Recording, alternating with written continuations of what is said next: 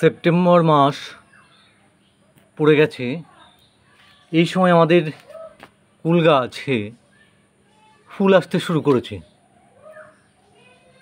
বিশেষ পরিচর্যা এই সময় কুল গাছে যেমন কুড়ির সংখ্যা বৃদ্ধি করবে, সেই সঙ্গে সঙ্গে কুড়িগুলি যাতে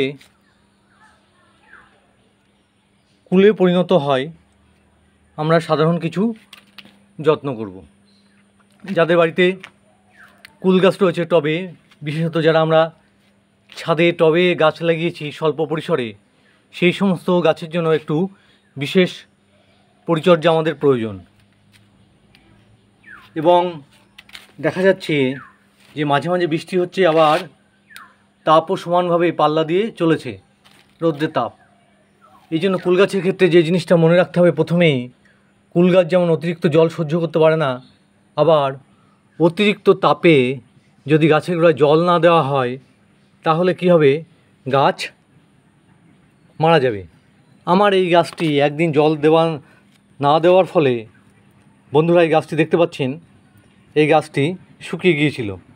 জল দিয়ে কোনোভাবে বাঁচিয়েছি, কিন্তু মূল ডালগুলি ওর মারা গেছে। জানি না এই গাছে কুড়ি আসবে কিনা বা সেইভাবে ফুল ধরবে কিনা। দেখছেন সমস্ত গাছে ডালে আস্তে আস্তে কুড়ি ধরছে।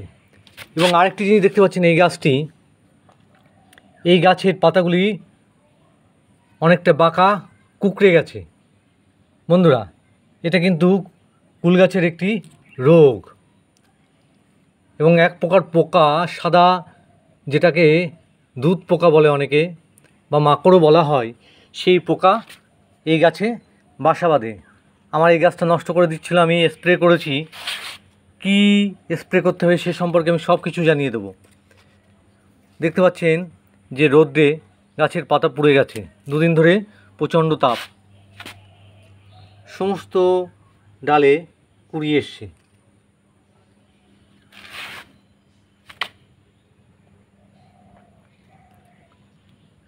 আজকে দেখাবো যে এই সময় আমাদের গাছের কি খাবার দিতে হবে। দুটো তিনটে খাবার দেব, আশা করব সেই খাবারের ফলে গাছের কুড়িগুলি বৃদ্ধি ত্বরান্বিত হবে, সেই সঙ্গে সঙ্গে অধিকাংশ কুড়ি থেকেই ফুল ধরবে। এই গাছটি আমার পোকা লেগেছে, দুধ পোকা লেগেছে। একবার স্প্রে করেছি, আবার স্প্রে করব, সেই সম্পর্কে বলে দেবো বন্ধুরা। সাধারণত এটাই কুল গাছের মূল শত্রু। দেখে নেওয়া যাক বন্ধুরা। তবে এখন আমরা এই অবস্থায়, কুড়ি আসা অবস্থায় কুল গাছে কী কী খাবার দেব। সুপ্রভাত বন্ধুরা, আমি সত্যজিৎ। সেই সঙ্গে সঙ্গে দীর্ঘদিন পর আবার দেখা হচ্ছে নতুন একটি ভিডিও নিয়ে। অফিসের ব্যস্ততার কারণে এখন আর ভিডিও করা সম্ভব হচ্ছে না, তবে ভাবলাম যে আজকে কুল গাছের একটি ভিডিও করি। আর একটি জিনিস লক্ষ্য করতে হবে কুল গাছের ক্ষেত্রে, যে টবের গাছগুলিতে যে গাছগুলি আমরা এনেছি, কুল গাছের যেখানে জোড় রয়েছে, সেই জোড়ার নিচ থেকে এই দেখুন আবার নতুন শাখা বেরোচ্ছে। এই শাখাগুলি কিন্তু ভেঙে দিতে হবে, তা নাহলে আমাদের যে ডালগুলি কুল হবে, সেই ডালগুলিতে কিন্তু কুল আসবে না। এটা হচ্ছে সেই পুরনো গাছ, এলা গাছ, যেটার সঙ্গে জোর দেওয়া হয়েছিল, সেটার বৃদ্ধি কোনোভাবেই আমরা নিশ্চিত হতে দেবো না। প্রথমেই টবের মাটি এবং টবে যদি কোনো শুকনো পাতা বা নোংরা থাকে, ভালোভাবে পরিষ্কার করে নিতে হবে, কারণ ছত্রাকের আক্রমণ এই সময় কুলের কুড়িগুলিকে ঝরিয়ে দেবে। প্রথমে হালকা করে মাটিটি খুঁড়ে নেব, টবের মাটিটা খুঁড়ে নেবেন 1 ইঞ্চি মতো করে।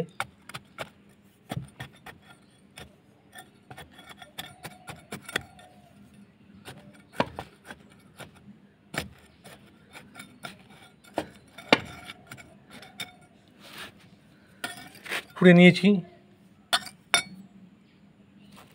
এবার আমি একটি কথা বন্ধুদের বলে রাখি, যখন গাছে ফুল কুড়ি আসে, সেই সময়টায় এদের যে খাবারটি দিতে হয় খুবই দরকার, সেটি হলো SSP সিঙ্গেল সুপার ফসফেট।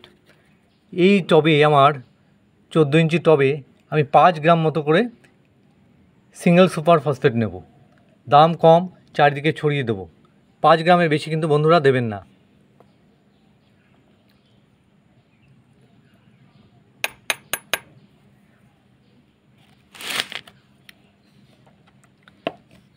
আমি একটু হিউমিক অ্যাসিড দেব। হিউমিক অ্যাসিড 2 গ্রাম মতো 1 চিমটে দেবেন। দুটো আঙ্গুলের মধ্যে যেটুকু ধরা যায় সেটুকু দিচ্ছি বন্ধুরা। এই যে দুটো আঙ্গুলের মধ্যে যেটুকু ধরেছি সেইটুকু হিউমিক অ্যাসিড আমি টবের মধ্যে চারিদিকে ছড়িয়ে দিচ্ছি।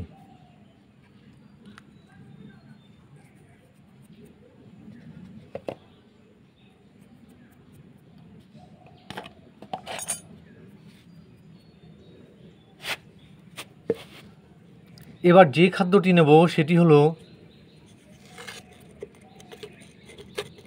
Sulphate of potash. বন্ধুরা এই দেখতে পাচ্ছেন সালফেট অফ পটাশ, সাদা পটাশ, আরেকটি পটাশ রয়েছে মিউরিক অফ পটাশ। পটাশটা আমরা দুভাবে ব্যবহার করতে পারি। সালফেট অফ পটাশ 1 লিটার জলে 2 গ্রাম হিসাবে মিশিয়ে জলে গুলে দিতে পারেন, অথবা মিউরিক অফ পটাশ, লাল পটাশ 1 লিটার জলে 5 গ্রাম 20 মিনিট ভিজিয়ে রেখে সেই জলটা দিতে পারেন। এবং এই পটাশ সার ব্যবহার করবার ক্ষেত্রে সতর্কতা যেটা অবলম্বন করতে হবে, মাত্রা যেন অতিরিক্ত না হয়, তাহলে গাছ মারা যাবে।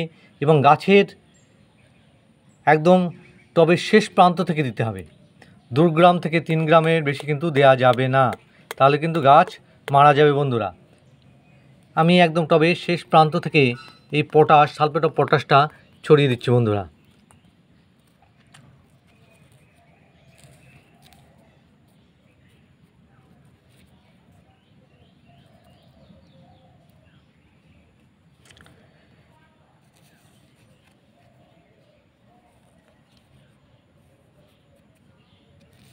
আপনারাও দূর থেকে একদম শেষ প্রান্ত থেকে গাছের একদম টবের গা শেষ প্রান্তর গা থেকে এইটা দিয়ে দেন সালফেট অফ পটাশ। পটাশ এবং ফসফেট সার এই সময় গাছের ফল ধরার আগে সবথেকে প্রয়োজনীয় খাবার। এবং আরেকটি উপাদান যেটি আমাদের অবশ্যই দিতে হবে সেটি হলো অনুখাদ্য। আমি 5 গ্রাম মতো অনুখাদ্য নিয়ে নেব। অনুখাদ্য বাজারে বিভিন্ন রকম নামে কিনতে পাওয়া যায়। আপনারা মাইক্রোনিউট্রিয়েন্ট বা অনুখাদ্য যেটাই কিনুন না কেন সেটা 5 গ্রাম হিসাবে দিয়ে দেবেন 14 ইঞ্চি টবে। টব ছোট হলে 3 গ্রাম আমি নিয়ে নিলাম এটা। এই অনুখাদ্য গাছের ফুলের কুঁড়ির বৃদ্ধি দ্রুত ত্বরান্বিত করবে এবং অধিকাংশ কুঁড়ি থেকেই যাতে গুটি ধরে সেটা নিশ্চিত করবে। অনুখাদ্য সমস্ত রকম উপাদান এর মধ্যে রয়েছে, বিভিন্ন রকম ব্রোন, কপার, জিঙ্ক, ম্যাঙ্গানিজ, আয়রন, সমস্ত রকম উপাদান এই অনুখাদ্যের মধ্যে রয়েছে। অনুখাদ্য অনেক সময় আমরা লিকুইড আকারে বাজার থেকে কিনতে পাওয়া যায়, সেটি আপনারা স্প্রে করতে পারেন গাছে। গাছে স্প্রে করলে কী হবে, গাছের সতেজতা বৃদ্ধি পাবে এবং কুঁড়িগুলি আরও দ্রুত বৃদ্ধি পাবে। সেক্ষেত্রে 1 লিটার জলে 1 গ্রাম হিসাবে লিকুইড অনুখাদ্য আপনারা 15 দিন বাদে বাদে 2বার স্প্রে করবেন। আর গাছের ক্ষেত্রে যে জিনিসটি করতে হবে সেটি হলো, যেহেতু কুঁড়ি ধরছে এই সময় পোকার উপদ্রব ভীষণভাবে হয়, বিশেষত পিঁপড়ে। তবে দেখবেন ছোট ছোট পিঁপড়ে গাছ বেয়ে উঠেছে এবং কুঁড়িগুলিকে কেটে দিচ্ছে। সেই জন্য এই সময় আমরা ছত্রাকনাশক এবং যে কোনো প্রকার কীটনাশক ব্যবহার করব। আমি সাধারণত নিম তেল ব্যবহার করে থাকি। যে কোনো প্রকার নিম তেল 1 লিটার জলে 3 ml হিসাবে নিয়ে প্রতি 10 দিন বাদে বাদে 3বার স্প্রে করবেন। এর সঙ্গে আপনারা একটি ছত্রাকনাশক ব্যবহার করবেন। বিভিন্ন প্রকার ছত্রাকনাশক বাজারে রয়েছে। আমি সাধারণত সাব ব্যবহার করি। সাব ব্যবহার করলে 1 লিটার জলে 2 থেকে 3 গ্রাম হিসাবে নিয়ে মিশিয়ে স্প্রে করবেন। যদি ব্লাইটক্স স্প্রে মিশিয়ে নেন সেক্ষেত্রে বলবো 1.5 থেকে 2 গ্রাম ব্লাইটক্স, অথবা লিকুইড ফর্মে রয়েছে একটি আমার, সেটি 1 লিটার জলে লিকুইড যে ছত্রাকনাশক রয়েছে 1 লিটার জলে 1 থেকে 1.5 ml মিশিয়ে নিয়ে আমরা স্প্রে করব 10 দিন বাদে বাদে 2 থেকে 3 বার। তাহলে দেখব যে অধিকাংশ কুড়ি থেকেই আমাদের কুল ধরেছে। এবং জল দেওয়ার ক্ষেত্রে বিশেষভাবে লক্ষ্য রাখতে হবে যে টবের গাছের একদম যেন স্যাঁতসেঁতে না থাকে, আবার যেন একদম সম্পূর্ণরূপে শুকিয়ে না যায়। আমার এই গাছটির ক্ষেত্রে যে কথাটা বলছিলাম যে দুধ পোকা লেগেছিল, দেখুন পাতাগুলি বন্ধুরা একদম কুকড়ে গেছে, একবার স্প্রে করেছি। এই ক্ষেত্রে আপনারা একতারা, এই যে দেখছেন পাউচ প্যাক একতারা, এটা এই যে প্যাকে রয়েছে সিনজেন্টা কোম্পানির 5 গ্রাম, এটি এই 5 গ্রাম 6 লিটার জলে মিশিয়ে নিয়ে আপনারা স্প্রে করে দেবেন। একটা প্যাকে 6 লিটার জল দিয়ে স্প্রে করা যাবে। এটি আপনারা একসঙ্গে 6 লিটার না করে হাফ করে নিয়ে 3 লিটার জলে মিশিয়ে স্প্রে করলেন, আবার 7 দিন বাদে আরেকবার স্প্রে করবেন। দুটো স্প্রেতে দেখবেন যে এই পোকা চলে গেছে, গাছ আবার পুনরায় আস্তে আস্তে স্বাভাবিক অবস্থায় ফিরে আসবে। আমি একবার স্প্রে করেছি, দেখতে পাচ্ছেন আস্তে আস্তে গাছের সেই পুরনো অবস্থায় ফিরে আসছে, নতুন পাতা গজিয়েছে। এইভাবে পরিচর্যা করুন, খেয়াল রাখতে হবে কোনোভাবে যেন গাছের জলের ঘাটতি না হয়, আবার অতিরিক্ত জল যেন গাছের গোড়ায় না জমে, তাহলে কিন্তু গাছ মারা যাবে। তা বন্ধুরা, সামগ্রিকভাবে ছিল এই কুড়ি আসার সঙ্গে সঙ্গে কুল গাছের আমাদের পরিচর্যা। আপনারা একই রকমভাবে আপনাদের গাছের পরিচর্যা করুন, আশা করছি সম্পূর্ণভাবে গাছে প্রচুর পরিমাণে কুল ধরবে এবং সেটা আমাদের কাছে খুবই দৃষ্টিনন্দন এবং আনন্দের বিষয় হয়ে দাঁড়াবে। সকলে ভালো থাকবেন, সুস্থ থাকবেন। সেই সঙ্গে সঙ্গে বন্ধুদের কাছে আমার একটা ছোট্ট অনুরোধ, যারা আমার ভিডিও দেখবেন, ভিডিওটি ভালো লাগলে আমার চ্যানেলটি অবশ্যই সাবস্ক্রাইব করে আমার পাশে থাকবেন। ধন্যবাদ বন্ধুরা।